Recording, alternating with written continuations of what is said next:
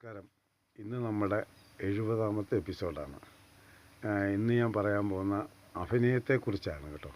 അഭിനേതാക്കളും chance മൂവികളും പ്രശസ്തരായവരെ കുറിച്ചൊക്കെയാണ്. ഞാനിതിൽ പറയുന്നത് എനിക്ക് നേരിട്ട് ഞാൻ വർക്ക് ചെയ്തിട്ടുള്ള വളരെ പരിചയമുള്ള ആളുകളുടെ വലിയവരായവരുടെ കഥകൾ ആദ്യം പറയാം. എന്നിട്ട് പുതിയ ആൾക്കാർക്കുള്ള അഡ്വൈസ് തരാം. അതിനു മുമ്പ് ഞാൻ ഈ ഫേസ്ബുക്കിനെ കുറിച്ച് ഞാൻ പ്രൊമോട്ട് ചെയ്യാനായിട്ട് ഞാൻ കുറേ ഇതൊക്കെ പറഞ്ഞു തന്നിരുന്നില്ലേ. പക്ഷേ എനിക്കും ഒരു അബദ്ധം പറ്റി കേട്ടോ. ഇതൊന്നും ആരും പറഞ്ഞു തരാനില്ല. ഞാൻ ഇന്നാണ് അത് കണ്ടുപിടിച്ചത്.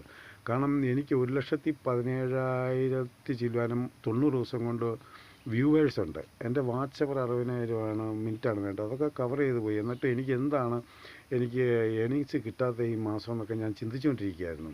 കാരണം ഒരു ചെറിയ മിസ്റ്റേക്ക് പറഞ്ഞു തരാൻ ആരുമില്ല എന്നുള്ളതാണ്. അത് പറഞ്ഞു തരാൻ വേണ്ടി ഓരോരുത്തരൊക്കെ എൻ്റെ വാട്സപ്പിൽ ബന്ധപ്പെടും. പൈസ ചോദിക്കാൻ വേണ്ടിയിട്ടാണ് ഇതൊക്കെ. ഇതിന് ഇത്ര ഫീസാണ് ഇതൊക്കെ ചുമ്മാ പറഞ്ഞ. കാരണം ഞാൻ എൻ്റെ ഫേസ്ബുക്ക് അപ്ഡേറ്റ് ചെയ്തിരുന്നില്ല. നമ്മുടെ ഫേസ്ബുക്ക് ഇടയ്ക്ക് അപ്ഡേറ്റ് ചെയ്യാൻ അവർ നോട്ടിഫിക്കേഷൻ തരും. നമ്മളതൊന്നും ചെയ്യില്ല കേട്ടോ. കാരണം അത് ചെയ്യണം. കാരണം ഫേസ്ബുക്ക് അപ്ഡേറ്റ് ചെയ്യേണ്ട സമയങ്ങളുണ്ട്. അത് ചെയ്താലേ അത് ഞാൻ ഇന്ന് രാവിലെയാണ് അപ്ഡേറ്റ് ചെയ്യുന്നത്. കാരണം 1,17,000 വ്യൂവേഴ്സ് 90 ദിവസത്തിനകം എനിക്ക് വന്നിട്ടുണ്ട്. അപ്പം വാച്ച് മിനിറ്റ് എത്രയായിരിക്കും? ഒരാൾ 1 മിനിറ്റ് വെച്ച് ഒരു പ്രോഗ്രാം കണ്ട 3 സെക്കൻഡ്. അതൊക്കെ നമുക്ക് സ്വന്തമായിട്ട് ഇതുണ്ടെങ്കിൽ കാണാൻ പറ്റും. നമ്മൾ പ്രൊഫഷണൽ ഡാഷ്ബോർഡിൽ കാണാൻ പറ്റും നമ്മുടെ എല്ലാ വിവരങ്ങളും. നമുക്കവർ എപ്പോഴും മെസ്സേജ് തന്നുകൊണ്ടേയിരിക്കും. വളരെയധികം അവർ നമ്മളെ പ്രൊട്ടക്റ്റ് ചെയ്യുന്നുണ്ട്. അപ്പോൾ നമ്മളെ ഇമ്പ്രൂവ് ചെയ്യാനാണ് നോക്കുന്നത്. അപ്പം ഇന്ന് നമ്മൾ ആർട്ടിസ്റ്റിനെ കുറിച്ച് പറയാം. ഞാൻ ആദ്യം പറയാൻ പോകുന്ന പഴയകാല നടന്മാർ, ഇപ്പം നിലനിൽക്കുന്നതിൽ വലിയ നടന്മാരെ കുറിച്ച് എനിക്ക് നേരിട്ട് നല്ല പരിചയമുള്ളവരെ കുറിച്ച് പറയാം. ഞാൻ നടൻ രതീഷില്ലേ, പൂച്ചക്കളുള്ള ആ സാറിൻ്റെ കൂടെ ഞാൻ അവസാനം 3 വർഷം അദ്ദേഹത്തിൻ്റെ വീട്ടിൽ പോയിരുന്ന ഒരു സ്ക്രിപ്റ്റ് ചെയ്തായിരുന്നു. അദ്ദേഹം മരിച്ചില്ലായിരുന്നു. അത് പ്രാക്ടിക്കലായേനെ. അദ്ദേഹം എന്നെക്കൊണ്ടാണ് എഴുതിച്ചത്. അദ്ദേഹം പറഞ്ഞ് സംഭാഷണം മാത്രമേ എൻ്റെ പേര് വെക്കുകയുള്ളൂ, കഥയും തിരക്കഥ അദ്ദേഹത്തിൻ്റെ പേരേ വരുവുള്ളൂ എന്ന് പറഞ്ഞ്. കാരണം അത് എഴുതിയ കഥകളൊക്കെ ദേശീയവാർഡൊക്കെ കിട്ടിയിട്ടുണ്ട്. പക്ഷേ അത് വേറെ ആളുടെ പേരുകളാണ് വന്നത്.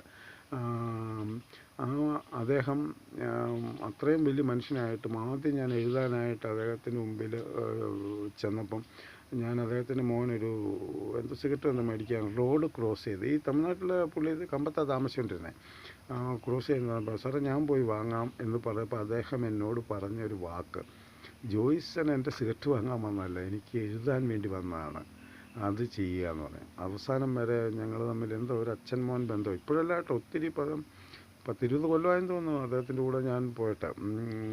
അപ്പം എല്ലാവർക്കും അതിൻ്റെ അസുഖിയൊക്കെ ഉണ്ടായിരുന്നു. അദ്ദേഹം മരിച്ചില്ലായിരുന്നു. അവർക്ക് ഏകദേശം ഞാനൊരു എഴുതി തീരാറായിരുന്നു.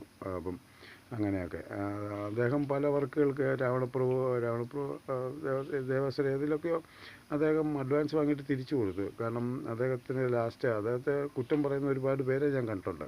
പക്ഷെ അതൊന്നുമല്ല അദ്ദേഹത്തിൻ്റെ ശരിക്കും യഥാർത്ഥമുള്ള ജീവിതം.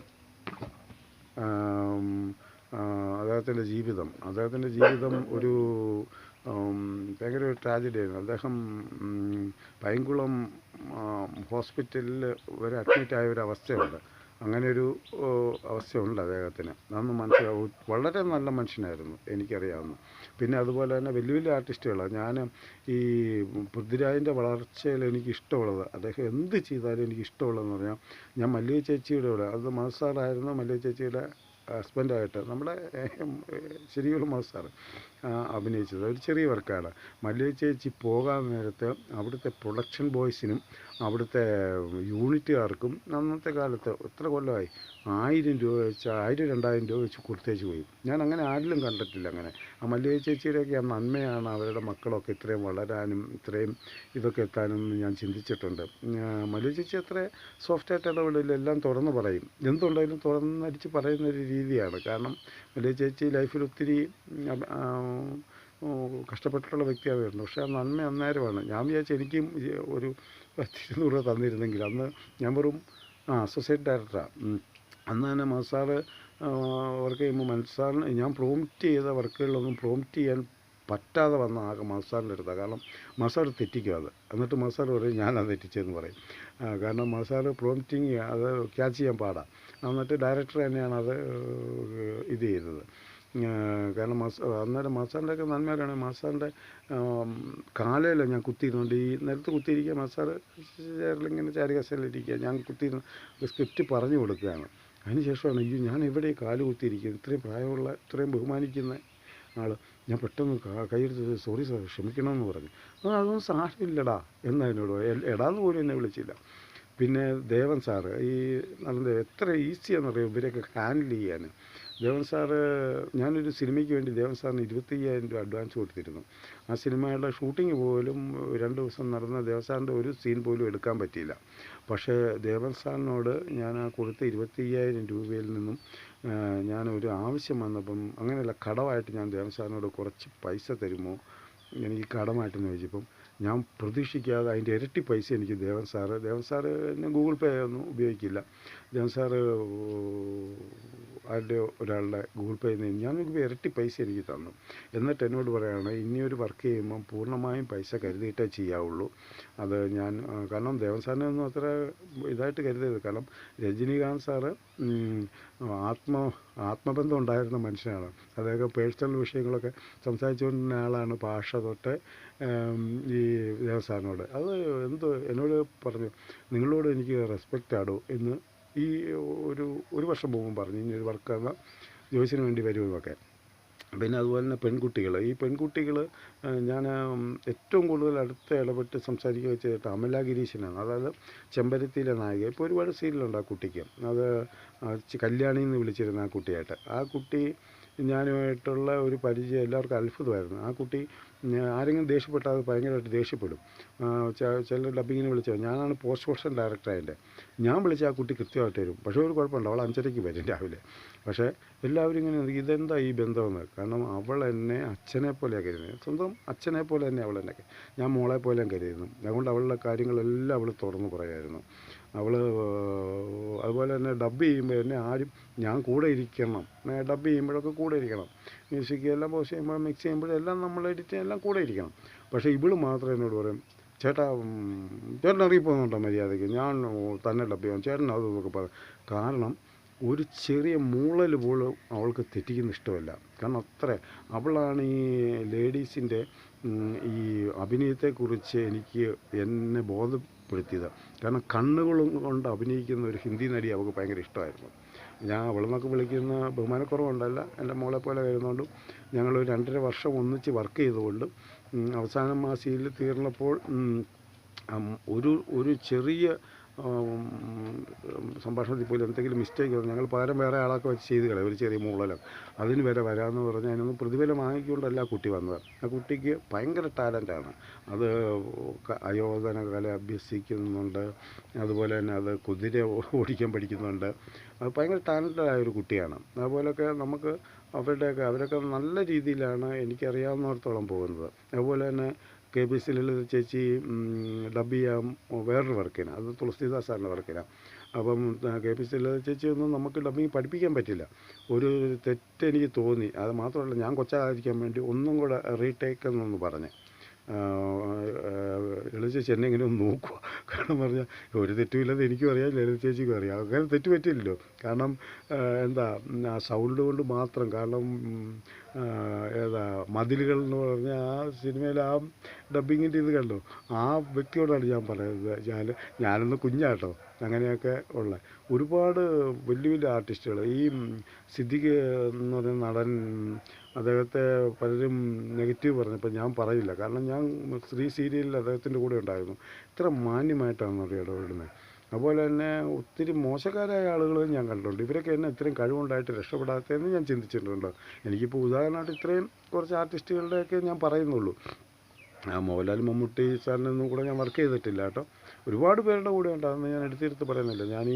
അവരും നിലനിൽക്കാനും അവരുടെ കഴിവുകളും അവരുടെ ടാലൻറ്റ് അത് ജഗത് ചേട്ടൻ ഒരു ദിവസം ഞാൻ ജഗബോഗയിലാണ് ഞാൻ ഫസ്റ്റ് പോസ്റ്റ് പ്രൊഡക്ഷൻ ഡയറക്ടറും അസോസിയേറ്റും ആയിരുന്നു.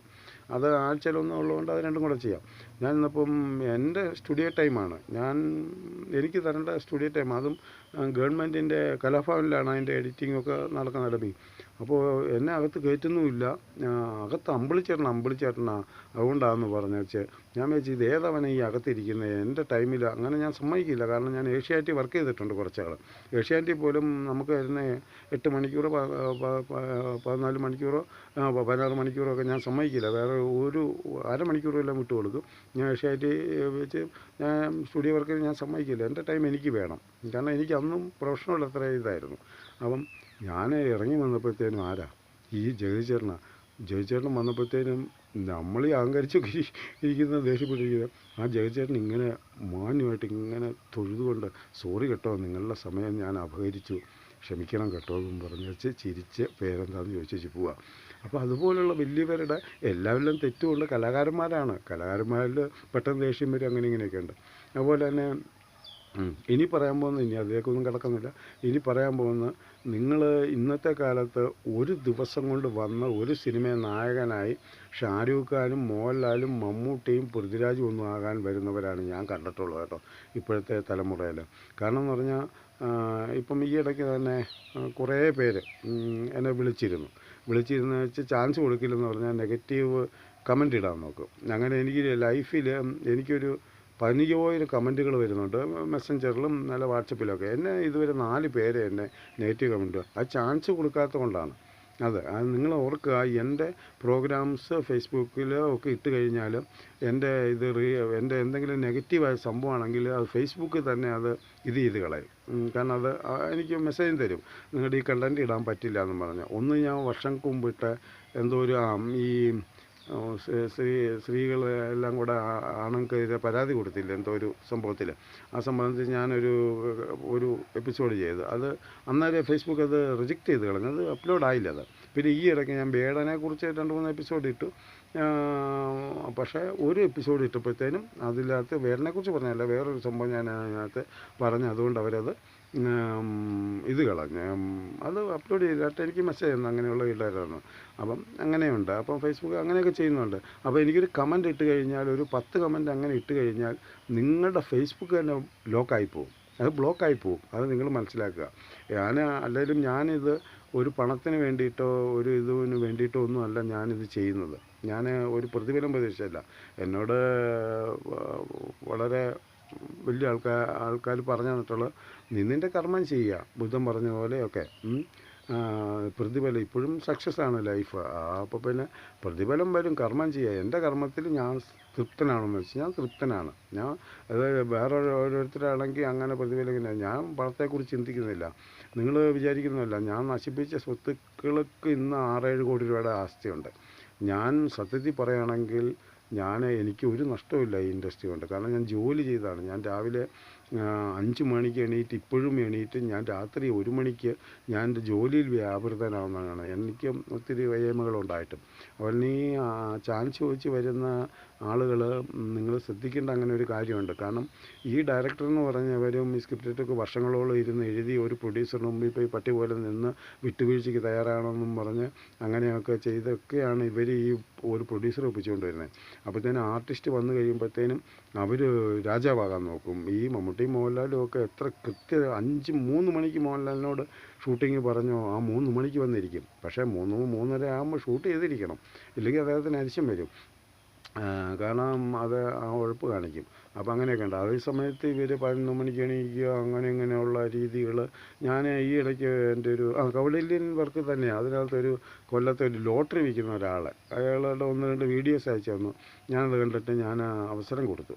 ഇവിടെ വന്നു കഴിഞ്ഞപ്പോഴത്തേനും ലോട്ടറി വിൽക്കുന്ന ആളെ കഴിവുള്ള, എന്നെ രക്ഷപ്പെടാത്ത ഇത്രയും കഴിവുള്ളത് കക്ഷി വന്നിട്ട് ഒരു ദിവസം ഇവിടെ ഹർത്താലാണ്. എനിക്ക് ഫുഡ് വാങ്ങിക്കൊടുക്കാൻ പറ്റിയില്ല. ഞാൻ പ്രൊഫഷണൽ ആളൊന്നും അല്ല, ഞാൻ തന്നെ ഏർപ്പാട് ചെയ്ത, കടകളൊന്നും തുറന്നിട്ടില്ല. അയാൾ എന്നോട് പറഞ്ഞ വാക്ക്, എൻ്റെ അപ്പൻ എനിക്ക് നല്ല രീതിയിൽ ആഹാരം തന്നാണ് വളർത്തിയത്, അതുകൊണ്ട് എനിക്ക് പട്ടിണി കിടക്കാൻ പറ്റില്ല. ഞാൻ സത്യത്തിൽ ഈ ഹർത്താൽ ദിവസം എന്ത് ചെയ്യാനാണ്? ഞാൻ അതിനുള്ള പ്രതിനിധി ചെയ്തു. എന്തൊരു അവസ്ഥയാണെന്ന് ആലോചിച്ചേക്ക്. അപ്പോൾ ഈ പുതിയ ആൾക്കാരുടെ എല്ലാം വിചാരം ഒരു പൈസയും മുടക്കാതെ സ്റ്റേജിൽ എടുക്കാൻ വന്ന് ഒരു ദിവസം കൊണ്ട് സൂപ്പർ സ്റ്റാറാണെന്ന് പറഞ്ഞ് വരരുത്. ഇത് ഞാൻ ചെയ്തില്ല. പിന്നെ ആം, ഞാൻ അപേക്ഷിക്കുകയാണത്. അങ്ങനെയൊന്നും ചിന്തിക്കരുത്. കാരണം ഇതിൻ്റെയൊക്കെ പിന്നിൽ ഒരുപാട് പേരുടെ ഈ ചായ വിളമ്പുന്നവരുടെയും ഈ ക്യാമറാമാൻ്റെയും ഒക്കെ എത്ര സ്ട്രെയിൻ ഉണ്ടെന്നറിയാം. അവരുടെയൊക്കെ ലൈഫാണത്. പൈസയ്ക്ക് മാത്രം വേണ്ടി വരുന്നവരല്ല. മിക്ക ഡയറക്ടർക്കും മിക്കവാറും ഈ ഷോപ്പിൽ ഒരു പൈസയും കിട്ടാറില്ല. എനിക്കും കിട്ടി പല വർക്കിലും കിട്ടാറില്ല. പക്ഷെ കുഴപ്പമില്ലാതെ പോകുന്നു എന്ന് പറയാം. അപ്പോൾ അതുപോലെ തന്നെ നിങ്ങൾ അഭിനയം പഠിക്കാൻ പോകും. ഈ ലോകത്തിൽ അഭിനയം പഠിക്കാൻ ആർക്കും പറ്റുകയില്ല, പഠിപ്പിക്കാനും പറ്റുകയില്ല. അത് ഉള്ളിൻ്റെ ഉള്ളിൽ. പിന്നെ നിങ്ങൾക്ക് ഒട്ടും കഴിവില്ല, എത്ര വൈരൂപ്യം ഉണ്ടെങ്കിലും എങ്ങനെയുള്ള ഇതാണെങ്കിലും നിങ്ങൾ പാഷൻ എടുത്താൽ നിങ്ങൾക്ക് ചെയ്താൽ ഒരു ഡയറക്ടർ വിചാരിച്ചാൽ നിങ്ങൾക്ക് നല്ലൊരു ഒരു നായിക പോലും ആക്കാം. ഞാനിപ്പം എന്നെ ഒരുപാട് പേര് ഇപ്പോൾ കോൺടാക്ട് ചെയ്തുകൊണ്ട് ഒരു വർക്കുണ്ടെങ്കിൽ ചാൻസ് ചെയ്ത് അതൊന്നും അവർ കൊച്ചായിട്ട് ഞാൻ കാണുകയില്ല. അപ്പം ഞാനൊരു അവസരം വന്നാൽ അത് കൊടുക്കും. പക്ഷേ പകുതി 90% നെഗറ്റീവായിട്ട് പോയിട്ടുണ്ട്. കാരണം എനിക്കത് നാളെ അത് ദോഷമായി വന്നിട്ടുണ്ട്. പക്ഷേ ഈ കഴിഞ്ഞ ദിവസം ആണുങ്ങളാണ് കൂടുതൽ, ഒരു 90%. ഒരു പെൺകുട്ടി വിളിച്ചു. ആ പെൺകുട്ടി എനിക്ക് ഭയങ്കര സഹതാപം തോന്നി. ഇത് തുറന്ന് സംസാരിക്കുന്ന ഒരു പെൺകുട്ടി. അത് നല്ല ഗ്ലാമറുള്ള നല്ല മിടുക്കിയ ഒരു കുട്ടി. പക്ഷേ അതൊരു തെലുങ്ക് പടത്തിൻ്റെ ഓഡിഷൻ ആദ്യമായിട്ട് എങ്ങാണ്ട് പോവുക. അത് പോയപ്പോഴത്തേനും അതിനകത്ത് നെഗറ്റീവായിട്ട് ഉള്ള സംഭവങ്ങളുണ്ട്. ഇതിനൊന്നും അറിയില്ല. അത് 10-22 വയസ്സുള്ള കുട്ടിയാണ്. പക്ഷേ അതിലൊന്നും പെടാതെ അതിനകത്തൊന്നും വിധേയമാകാതെ അത് മാന്യമായിട്ട് അവർക്ക് വേണ്ടാന്ന് വെച്ച് പോകുന്നൊരവസ്ഥയാണ്. കാരണം നിങ്ങളങ്ങനെയൊന്നും വിധേയരൊന്നും ആകണ്ട. കാരണം അങ്ങനെയൊന്നുള്ള ഒരു ഗീഡീഷനും ഒന്നുമില്ല. കാരണം നമ്മളൊരു കുഞ്ഞു വീഡിയോ, സെൽഫ് ഇൻട്രൊഡക്ഷൻ്റെ ഒരു വീഡിയോ ഉണ്ടെങ്കിൽ നിങ്ങൾ അഭിനയിക്കുമെന്ന് അറിയാവും. അതുപോലെ തന്നെ അല്ലാതെ വലിയ ഇതൊന്നുമില്ല. അതിനകത്ത് സൗന്ദര്യം ഇപ്പോൾ എവിടെ തമിഴ് സിനിമകളിൽ ഇപ്പോൾ സൗന്ദര്യമുള്ളവരെ വേണ്ട. കാരണം അവരെല്ലാം സൗന്ദര്യം കുറഞ്ഞ ഒരു നാടാണത്. കറുത്തവരാണത്. സൗന്ദര്യമുണ്ട്, കറുത്തയിലുള്ള സൗന്ദര്യം. ഏഴഴക അവിടുത്തെ സ്ത്രീകൾക്കൊക്കെ കറുത്ത അപ്പം പക്ഷേ അങ്ങനെയുള്ള നായകന്മാരെയാണ് അവർ നോക്കുന്നത്, അങ്ങനെയുള്ള. അപ്പോൾ അതുകൊണ്ട് ഒരു ശാലീനത്വമൊക്കെ ഉള്ള എൻ്റെ ഇതിലൊരു കഥാപാത്രം നല്ല ശാലീനത്വമുള്ള. എനിക്ക് സാമ്പത്തികമായിട്ട് വലിയതൊന്നും ചെയ്യാൻ പറ്റുകയെന്നുള്ളൂ. എന്നാലും ₹1 കൊടുക്കാതെ ഒരു ആർട്ടിസ്റ്റ് വന്നാലും നമ്മൾ ഫുഡ്, അക്കോമഡേഷൻ, ട്രാവല് എല്ലാം കൊടുക്കണം. പിന്നെ പോകുമ്പോൾ കയ്യിലൊന്നും കൊടുക്കാതെ നമുക്ക് വിടാനൊക്കെയല്ല. അങ്ങനെയുള്ള വർക്കുകൾ ഇപ്പം അങ്ങനെയുള്ള വർക്കുകൾ ഞാൻ ചെയ്യാറില്ല. എന്തെങ്കിലും പ്രതിഫലം കൊടുക്കണം. അങ്ങനെയാണ്. കാരണം അവർക്ക് എന്തെങ്കിലും ഒരു തൃപ്തി വേണ്ടേ, അങ്ങനെയൊക്കെയുള്ള. പിന്നെ ഞാനും നല്ലൊരു ക്യാരക്ടറിന് വേണ്ടി 2 വർഷമായിട്ട് ഇങ്ങനെ ഇത് എന്നെ വിമർശിക്കാൻ പറയുന്നതല്ല. എന്തെങ്കിലും ഒരു അറിവ് നിങ്ങൾക്ക് കിട്ടാൻ വേണ്ടി പറഞ്ഞാൽ. അഭിനയമൊന്നും ആർക്കും പഠിക്കാനും ഒക്കെയില്ല, പഠിപ്പിക്കാനും ഒക്കെയില്ല. പക്ഷേ ഏതൊരാളിലും ഈ ലോകത്തിലുള്ള എല്ലാ ആൾക്കാരും, കണ്ണ് കാണാൻ മേലാത്ത ആളൊഴിച്ച് ബാക്കി എല്ലാവർക്കും അഭിനയിക്കാൻ ആഗ്രഹമുണ്ട്. ഈ ടെക്നിക്കലായിട്ട് വരുന്നവർക്ക് ഈ ലോകത്തിലെല്ലാവർക്കും. പക്ഷേ സാഹചര്യം കൊണ്ട് വരാത്തതാണ്. നിങ്ങൾ അഭിനയം ഒരിക്കലും പഠിപ്പിച്ചെടുക്കാൻ വെറുതെ ഫിലിം ഷൂട്ടിൽ പോയി അഭിനയം പഠിക്കാൻ, പിന്നെ ക്യാമറ മൂവ്മെൻറ്റിനനുസരിച്ച് നീങ്ങാനും ഈ വയറ് വലിയ അത് തട്ടിയിറക്കാൻ, ലൈറ്റ് തട്ടിയിടാനും ഒക്കെ പഠിക്കാമെന്നേ ഉള്ളൂ. പിന്നെ ഡയലോഗ് പ്രോംപ്റ്റിങ്, ടൈം, ഇതൊക്കെ അല്ലാതെ അഭിനയം. പിന്നെ എത്ര അഭിനയിക്കാൻ അറിയാത്തവർക്കും അത്യാവശ്യമൊക്കെ റീൽസൊക്കെ ചെയ്തു വരുന്നുണ്ട്. അഭിനയിക്കുന്ന ഒരുപാട് കഴിവുള്ളവർ കയ്യിലിരിപ്പുകൊണ്ട് പുറകോട്ടാകുന്നുണ്ട്. ഇതൊക്കെയാണ് ഈ അഭിനയം പഠിക്കാൻ പറ്റുമെങ്കിൽ. അങ്ങനെയാണെങ്കിൽ മൃഗങ്ങളെ പഠിപ്പിക്കാൻ പറ്റുമോ? ഇതിൻ്റെ ഇടയ്ക്ക് ഞാൻ ചെയ്തുകൊണ്ടപ്പോൾ ഈ അടുത്ത് നിന്ന് കുരച്ചില്ലേ, ഇവനെ പഠിപ്പിക്കാൻ നോക്കുമോ? ഇവൻ എൻ്റെ കൂടെ മിക്കവാറും ഉള്ള ഒരു ടീമാണ്. എൻ്റെ പട്ടിയൊന്നുമല്ല, ഇവിടുത്തെ ഒരു തെരുവുകുട്ടി കേട്ടോ. അവനെ പഠിപ്പിക്കാൻ നോക്കുമോ? അതൊക്കെയാണ് നമ്മൾ ചിന്തിക്കേണ്ടത്. കാരണം അഭിനയം പഠിപ്പിക്കുക എന്ന് പറഞ്ഞാൽ എന്തോ ഒരു ക്യാഷാണ് വാങ്ങുന്നതെന്നറിയോ? സത്യം പറഞ്ഞാൽ ഈ സംവിധാനം ഇതൊന്നും നിങ്ങൾ സെറ്റിൽ പോയി പഠിക്കുക എന്നുള്ളതാണ്. അതുകൊണ്ട് ഈ അഭിനേതാക്കൾ പുതിയതായിട്ട് വരുന്നവരോട് എനിക്കിതേ പറയാനുള്ളൂ. പിന്നെ നമ്മൾ അഭിനയത്തിനൊക്കെ പോകുമ്പോൾ ഒത്തിരി നെഗറ്റീവ് വശങ്ങൾ ഒരുപാട് പേര് തളർത്താൻ കാണും. അതിലൊന്നും തളരുമൊന്നും വേണ്ട കേട്ടോ. വഴിയെ പോകുന്ന പട്ടികളെ കല്ലെറിയാൻ പോകാതെ ഇരിക്കുക. നിങ്ങളുടെ എയിമിലേക്ക് പോകും. ഇപ്പം നിങ്ങൾക്ക് ചുമ്മാ ഒരു മൊബൈൽ ഉണ്ടെങ്കിൽ നിങ്ങൾക്ക് ഫേസ്ബുക്കിൽ എന്തെങ്കിലുമൊക്കെ ഇടത്തില്ലേ, യൂട്യൂബിൽ ഇടത്തില്ലേ? അതൊക്കെ അവർ നോക്കിയിരിക്കുകയാണ് എന്തെങ്കിലും കിട്ടാൻ വേണ്ടി, എന്തെങ്കിലും ചെയ്യാം. അതുകൊണ്ട് ആരും നിങ്ങളെ തളർത്തിയെന്നും പറഞ്ഞൊന്നും വിചാരിക്കേണ്ട. സിനിമ ചാൻസ് കിട്ടിയില്ലെങ്കിൽ നിങ്ങൾക്ക് റീൽസ് ഇട്ടെങ്കിലും രക്ഷപ്പെടാം കേട്ടോ. പിന്നെ നമ്മൾ രക്ഷപ്പെട്ട് വരുമ്പോഴത്തേനും ഒരുപാട് പേര് നമ്മളെ അതുപോലെ തകർക്കാൻ നോക്കും. എനിക്ക് തന്നെ എന്തോരം അനോണിമസ് കോളുകൾ വരുന്നുണ്ടെന്ന് അറിയോ? സംസാരിച്ച് 10 മിനിറ്റിനകം നെഗറ്റീവ് വേയിലേക്ക് പോകുന്നത്. പിന്നെ ഞാനും അതിനനുസരിച്ച് തന്നെ നിൽക്കും, അത്രയേ ഉള്ളൂ. അതൊന്നും നിയമപരമായിട്ടോ ഒന്നും അങ്ങനെ അധികമൊന്നും 99% ചെയ്യാറില്ല അങ്ങനെയുള്ള ഇതൊക്കെ. അപ്പം നിങ്ങൾ ചാൻസിന് വേണ്ടിയിട്ട് അങ്ങനെയുള്ള നെഗറ്റീവ് വശങ്ങൾ നോക്കുകയൊന്നും വേണ്ട. ഒരു വിധേയത്വമില്ല. പിന്നെ എല്ലാ ഫീൽഡിലും നടക്കുന്ന പോലുള്ള കാര്യങ്ങളൊക്കെ സ്ത്രീകൾക്കും വരുള്ളൂ. അത് നമ്മളെ ആരും ബലമായി കയറി പിടിക്കുന്നൊരവസ്ഥ ഒരു സ്ത്രീക്കും ഉണ്ടാകുകയില്ല. കാരണം എനിക്കത് നല്ല ഉറപ്പാണ്, ഒരു സ്ത്രീയെ ബലമായി കയറി പിടിക്കില്ല. അത് ആ ഒരു ധൈര്യം എനിക്കുണ്ട്. പിന്നെ ആണുങ്ങൾ ചുമ്മാ മണ്ടൻ വർക്കുകളിൽ കൊണ്ട് പൈസ കളയുന്നതിനകത്തൊരു കാര്യമില്ല. ഈ അല്ലാതെ നല്ല വർക്കുകളുണ്ട്, നല്ല ആർട്ടിസ്റ്റിനെ തപ്പി നടക്കുന്നത്. ഞാൻ എവിടെ നിന്നാണ് ഞാനിപ്പോൾ കൊണ്ടുവരുന്ന ഒരു നായെന്ന് പറഞ്ഞാൽ മണാലിയിൽ നിന്ന്, മലയാളിയാണ്. അത് അവനെ വെച്ചാണ് ഞാൻ ഈ ചെയ്യുന്നത്. കാരണം എനിക്കിവിടെ ആളുകളില്ലാത്തതുകൊണ്ടല്ല. കാരണം അവർക്ക് എണീക്കാൻ ബുദ്ധിമുട്ട്, നടക്കാൻ ബുദ്ധിമുട്ട്, വരാൻ ബുദ്ധിമുട്ട്. ഞാൻ ഈ ഇടയ്ക്ക് ഒരു പയ്യനെ തിരുവനന്തപുരത്ത് നിന്ന് വിളിച്ചപ്പോഴത്തേന് അവൻ പറഞ്ഞ് ആദ്യം GPay അഡ്വാൻസ് ചെയ്യാനാണ് പറഞ്ഞത്. അവന് ഇപ്പോഴല്ല, ഒരു 2 കൊല്ലം മുമ്പ് അവനിപ്പോൾ അതിലൊക്കെ ഏതാണ്ട് ഹോട്ടലിൽ പണി ചെയ്ത് നടക്കുന്നു. അത്രയൊക്കെ ഉള്ളൂ. അതുകൊണ്ട് ഇതൊന്നും നെഗറ്റീവായിട്ട് എടുക്കണ്ട കേട്ടോ. ഞാൻ എന്ത് വന്നാലും ഇത് ആർക്കെങ്കിലും 10 പേർക്ക് ഗുണം ചെയ്യുന്നുണ്ടെന്ന് എനിക്കറിയാം. കാരണം എനിക്ക് എൻ്റെ മെസ്സഞ്ചറിൽ എനിക്ക് അതിൻ്റെ മറുപടികളൊക്കെ കിട്ടുകയുള്ളൂ. എനിക്കത് കാണാൻ പറ്റും. അങ്ങനെ ആരും ദോഷമൊന്നും പറയുന്നില്ല കേട്ടോ. കാരണം ഇതൊന്നിനും വേണ്ടിയിട്ട് ഞാൻ പറയുന്നില്ല. ഇതൊക്കെ ഓരോരുത്തർ വാട്സപ്പിൽ ഇങ്ങനെ കോണ്ടാക്ട് ചെയ്ത് ക്ലാസ് 7 ദിവസത്തെ ക്ലാസ്, 3 ദിവസത്തെ ക്ലാസ്, അവരൊക്കെ എത്ര രൂപ ചോദിക്കുന്നതെന്നറിയോ? ഞാൻ എൻ്റെ അനുഭവങ്ങൾ വെച്ച് ഇത് പറയാം. ഞാൻ ഈ വലിയ നടന്മാരെയും കുഞ്ഞു നടന്മാരെയും പിന്നെ ഒത്തിരി പേര് നല്ല രീതിയിൽ വരുന്ന ആളുകളുണ്ട് കേട്ടോ.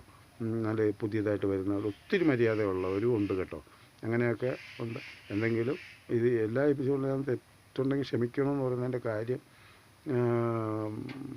ഞാനിത് പ്രീ പ്ലാൻഡ് അല്ല. എനിക്ക് മനസ്സിൽ തോന്നുന്നത് അത് പറയുന്നു. അങ്ങനെ അപ്പോൾ ഒരു ബാംഗ്ലൂരിൽ നിന്ന് ഒരു നായികക്കുട്ടിയെ കിട്ടിയിട്ടുണ്ട്. ഒരു പാവമാണ് അതിനെ കിട്ടിയിട്ടുണ്ട്. അത് എല്ലാം അതിനെ അഭിനയിക്കാൻ കഴിവുണ്ട്. നല്ല ഗ്ലാമറുണ്ട്. ഞാൻ പ്രതീക്ഷിച്ച പോലെ തന്നെ ഇതുണ്ട്. അത് കുറച്ച് പ്രതിഫലം മതി. അഹങ്കാരം ഇല്ലാത്തൊരിതുണ്ട്. അങ്ങനെ ഒരു ഇത് വന്നിട്ടുണ്ട്. അത് ഓക്കെ ആയാലും അവർക്ക് ചെയ്യാമെന്ന് വെച്ച് ഇരിക്കുന്നു. നന്ദി, നമസ്കാരം. അടുത്ത എപ്പിസോഡിൽ കാണാം.